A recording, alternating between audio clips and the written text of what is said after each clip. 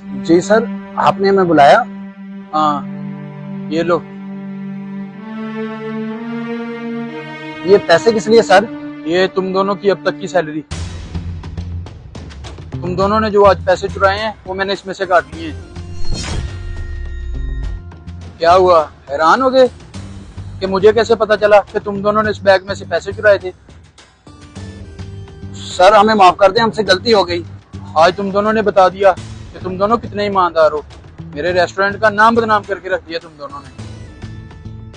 अच्छा हुआ कि मुझे वक्त पर तुम दोनों की सच्चाई पता चल गई, वरना तुम दोनों मेरी पीठ पीछे क्या क्या करते हो मुझे पता ही नहीं है।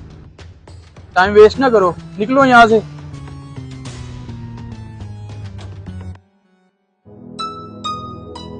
काशिफ, तुमने आज प्रूव कर दिया कि तुम कितने सच्चे और ईमानदार इंसान हो। Well done.